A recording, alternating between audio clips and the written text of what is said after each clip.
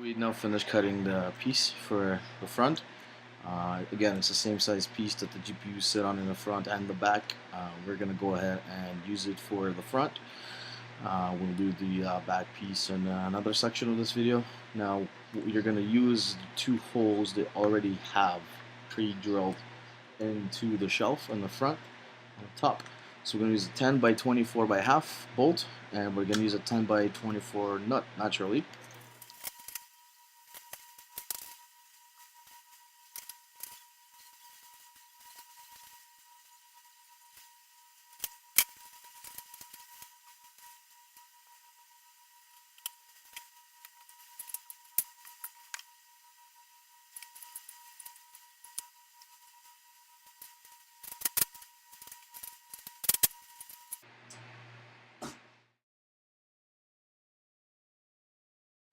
This little bar. So this bar came out from the big bar. You just have to cut it. This is, I believe, 17.5 inches long.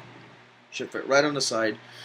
This bar will be a support for the bar that goes across that your GPU sit on, and you will also be bolting your motherboard onto it, but let's not go there. That's a little bit further away, so let's go step by step. I'm going to go ahead, drill the holes, put the bar on the side. I'm going to attach the measurements, again in the description. Now, to drill the hole for this, you're going to measure 5 inches below the holes that are on the side of that thing where you put the top bar. So, measure 5 inches below, drill the hole in the middle.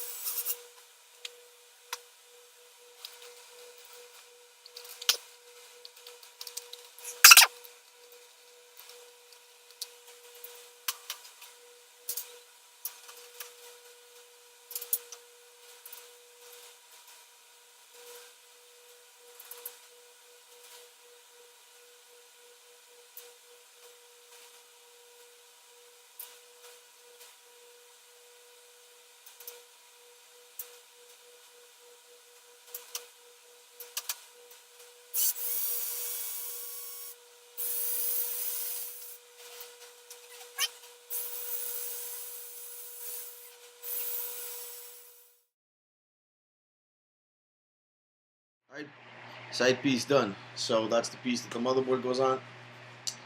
Now we're going to assemble our board.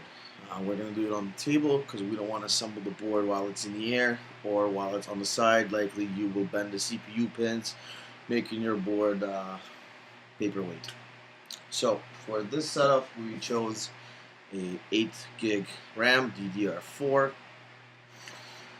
I personally prefer the i3, could be 7th or 8th gen.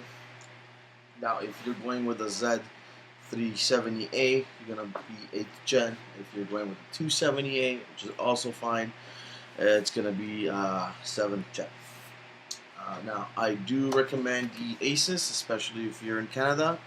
It's a lot easier to deal with them if you have warranty issues.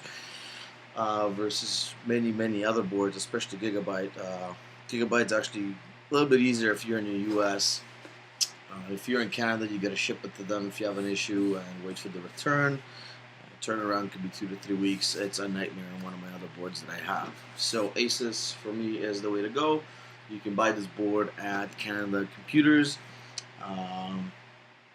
If you end up buying Asus 1080 Ti's like I have on my other rig, you can set them up to all change color at the same time.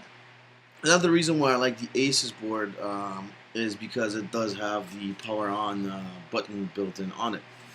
Some of you got boards or may have ordered boards that you will find out later on do not have a power button, meaning you have to go on eBay or buy somewhere a power button to actually turn your rigs on. Now, this one has a power button built in. So what we're going to do, I'm going to open it, show you why I like this board. I don't recommend running more than 6 cards. You can run up to 8 stable. Gets a little bit trickier.